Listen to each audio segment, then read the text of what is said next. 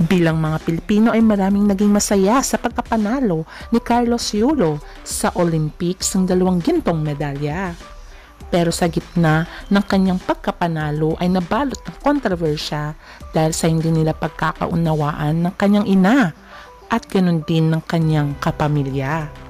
Kaya umani ng samot-saring batikos si Carlos Yulo dahil mas pinanigan niya ang kanyang girlfriend. Nagsimula ang away at hindi pagkakaunawaan ni Carlos Yulo dahil sa kanyang girlfriend na si Chloe. At dito na nag-ugat ang hindi pagkakaunawaan ng buong pamilya dahil nga daw may kinalalaman sa pera. Iba-iba ang opinyon ng mga netizens. Kaya naman sinasabi nila na sana ay magkabati-bati na si Carlos Yulo at ang kanyang pamilya. Marami na sana ang magiging masaya na may pag-asa ng magkapati-pati ang pamilya Yulo dahil nga namataan si Carlos Yulo at ang kanyang younger brother Carl Eldrew Yulo na nagre-receive ng recognitions at awards sa PSA Awards. Pero instead na maging masaya ay nabalot na naman ng kontrobersya at pagpapatikos kay Carlos Yulo dahil di umano sa under ito ni Chloe. Kaya ating alamin ang buong katotohanan at ang nag-viral video kung bakit nasabing under na naman ito si Carlos Yulo.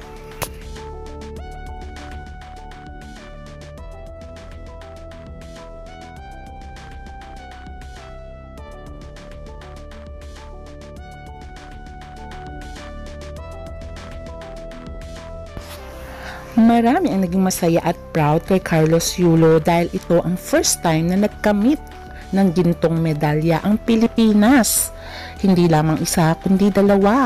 Kaya naman marami ang humanga kay Carlos Yulo. Okay na sana ang lahat pero nabalot ng kontrobersya ang kanyang pagkapanalo dahil sa hindi nila pagkakaunawaan ng kanyang ina. Ang tinuturong dahilan ng hindi nila pagkakaunawaan ay walang iba kundi ang kanyang girlfriend na si Chloe San Jose. Dahil di umano ito ang nagtuturo kay Carlos na huwag makipagbati sa kanyang pamilya. At parang sabi ng netizens gusto niyang masolo itong si Carlos Yulo dahil ayon naman sa ina ni Carlos ay gusto lang naman nilang makapiling si Carlos. Pero sinabi nga ng kanyang ina na minsan ay sinabihan niya si Carlos na dapat ay magkaroon siya ng sariling desisyon at huwag iasa lahat sa desisyon ni Chloe San Jose. Nagugat din ang kontrobersya tungkol sa pera na di umano ay kinuha o ninakaw daw di umano ng kanyang ina. Kaya naman masakit ang loob ng kanyang ina dahil ang pera pala ay ininvest niya sa isang bahay na para daw kay Carlos. Kaya niya daw ginawa ito at kumuha rin siya ng mga insurance dahil ayaw niyang pagdating ng araw ay walang mangyayari sa mga pinaghirapan ng kanyang anak. Kaya ininvest niya ito. Pero hindi naman daw ito inintindi ni Carlos dahil hindi naman daw niya chinecheck ang mga resibo. Kaya nagulat na lamang ang kanyang ina nang sabihan siyang magnanakaw. Kaya naman iba-ibang opinyon ng mga netizens dahil bakit daw pinapakailaman ng kanyang ina ang pera. Dapat daw nagpapaalam ito. Pero siguro bilang ina akala niya ay okay dahil hindi naman napunta sa iba yung pera kundi sa investment. Ay iyon din ang pagkakamali siguro ng kanyang inang si Angelica Yulo. Para matapos na at matuldukan ang kontrobersya sa kanyang pamilya, for the last time ay nagsalita na si Angelica Yulo at humingi siya ng tawad sa kanyang anak kung meron siyang nagawang pagkakamali dito. At sinabi nga ni Angelica na gusto niya lang ang kapakanan ni Carlos ay maging okay pagdating ng araw na hindi siya matulad sa ibang atleta na pagdating ng araw ay walang-wala. Kaya niya nagawa iyon. Sana nga daw ay patawarin siya ni Carlos. Kaya naman ang mga netizens ay hinihintay naman kung anong sasabihin ni Carlos. Pero up to this date ay wala kang makitang Carlos Yulo na pumupunta sa kanyang mga magulang at kapamilya. Pagkos ay kasama nito lagi si Chloe San Jose. Sa gitna ng kontrobersya ay tahimik lamang ang kanyang ama. Pero may times na nagpaparinig na rin ito kay Carlos Yulo na sinasabihan na miss na kita anak, I love you anak. Kaya dito naantig ang puso ng mga netizens.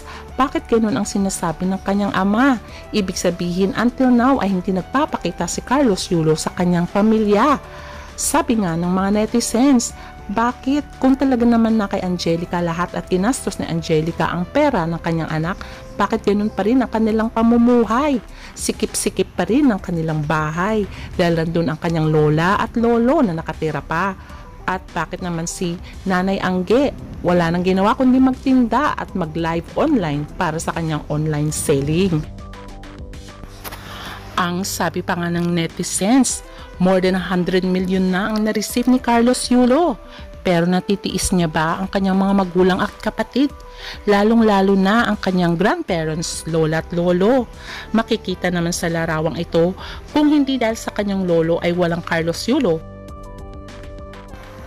Dahil ang lolo niya ang nakakita ng kanyang potensyal na maging gymnastic pagdating ng araw. At mapapansin din ito ang bahay ni Carlos Yulo at sobrang sikip nito at maliit. Kaya naman sabi nila, sana man lang daw ay bumili nga tong si Carlos Yulo na malaking bahay para maging komportable naman ang kanyang pamilya. Kaya nga nagtataka ang lahat kung may katotohanan nga ba ang bintang ni Carlos Yulo sa kanyang ina. Pero ayon nga sa netizens ay wala naman daw na bago sa lifestyle ng kanyang nanay at ganun din sa kanyang pamilya dahil nakatira pa rin naman sila sa maliit na bahay. At ang medyo nakakalungkot pa ay nang humarap si Carlos Yulo para kunin ang kanyang award. Sa Malacanang, supposed to be family dapat ang nandun. Pero ang nandun ay ang kanyang girlfriend. At siya lamang ang wala ang kanyang mga magulang. Kaya naman maraming netizens ang naiinis dito sa girlfriend ni Carlos Yulo na si Chloe kasi nga imbes na maging maganda ang kanyang ituturo sa kanyang boyfriend, siya sana nag-udyok na ayusin ito ay mukhang palaban pa ito. Bad influence ito kay Carlos. Sana daw ay magkaroon ng sariling pag-iisip ito si Carlos. Kung ano ang tama dapat yun ang kanyang gawin. Do pareho nang nanahimik ang bawat kampo sa kampo ni Carlos Yulo at ang kanyang girlfriend at sa kampo naman na pamilya ni Carlos ay marami ang natuwa dahil ang mga kababatang kapatid ni Carlos ay magagaling din. Kasama sa national team ang dalawang kapatid niya at for sure ay nagtatraining na ito sa Japan. Kaya maraming netizens ang natuwa nang makita si Carlos Yulo at ang kanyang younger brother na si Carl Eldrew Yulo na both received recognitions at the PSA Awards held at Manila Hotel noong January 27, 2025. Masaya ang dalawa sa kanilang pagkikita at niyakap pa nga ni Carlos ang kanyang nakakabatang kapatid at sabi niya nga proud siya sa kanyang nakakabatang kapatid at ganoon din naman si Eldrew, sinabi niyang idol niya ang kanyang kuya. Pero dahil sa 10-second video na pinalabas ng GMA News ay nagkaroon na naman ng bashing kay Chloe at ang kanyang boyfriend na si Carlos. Parehong dumalo sa awards night ang two-time Paris Olympics gold medalist at ang kanyang nakakabatang kapatid ni si Carl Eldrew Yulo. Si Carlos ay pinangaralan bilang Athlete of the Year dahil sa kanyang tagumpay sa Paris Olympics. Samantalang ang kanyang kapatid naman na si Eldrew ay mayroong special citation dahil sa mga gintong medalya na napanalunan niya sa isang gymnastic competition sa Hong Kong noong Disyembre 2024. Kaya naman sa video na ibinahagi ng GMA News, sa kalagitnaan ng pagpapa-interview si Eldrew nang dumaan si Carlos at yumakap pa nga ito sa nakakabatang kapatid. At huminto si Eldrew at nagsasalita na sinabi sa kuya niya na sasabay ako sabay ako.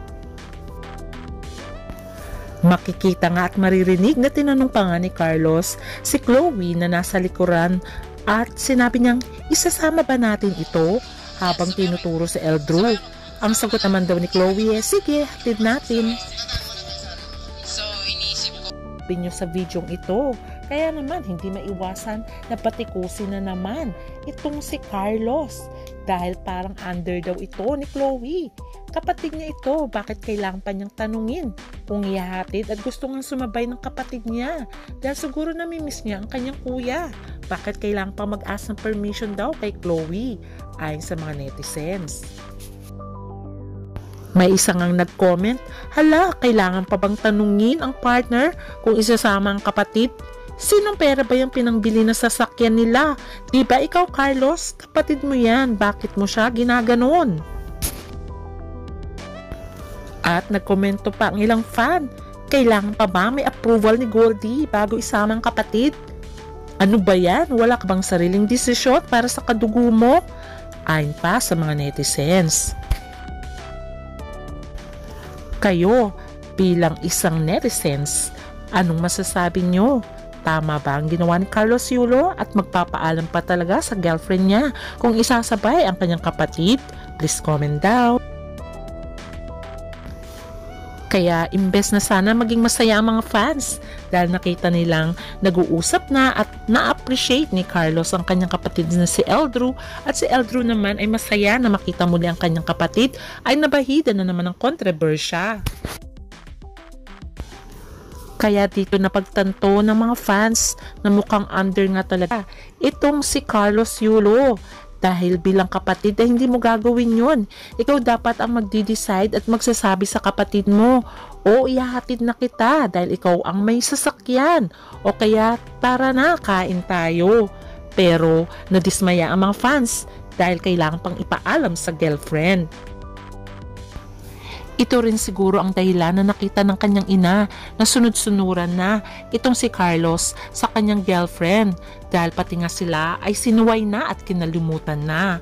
Pero sana ay ma-realize din ni Carlos na wala pa ring higit na makakapantay sa pagmamahal ng pamilya. At sana one time ay mauntog din ito at ma-realize niya na dapat mahalin niya din ang kanyang pamilya. Sabihin na nating may pagkakamali ang kanyang ina, pero isipin din niya na kung hindi dahil sa kanyang ina at magulang ay wala siya ngayon sa kanyang paroroonan at hindi niya makakamit ang tagumpay.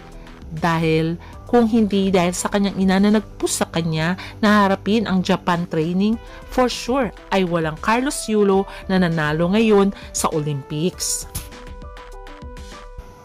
Kaya sabi ng mga netizens ay nakakalungkot dahil mula nang nanalo itong si Carlos Yulo ay mukhang ayaw niya ng tapakan ang bahay na kanyang kinagisnan. Mukhang hindi na ito lumilingon sa kanyang pinanggalingan dahil hanggang ngayon ay hindi pa rin siya pumupunta sa bahay na kung saan nandun ang kanyang pamilya. Sabi pa nga ng netizens ay di bali na lang sana kung may tampo pa siya sa kanyang ina, pero sana naisip pa rin niya na meron pang miyembro ng pamilya na nagmamahal sa kanya at nasasaktan sa nangyayari. Ito ay walang iba kundi ang kanyang ama at ang kanyang mga lola at lolo at mga kapatid. Pero sana one day maging maayos din ang lahat para sa pamilya. Kaya abangan na lang natin ang susunod na kabanata. Please don't forget to like, share, and subscribe. Bye! Stay safe!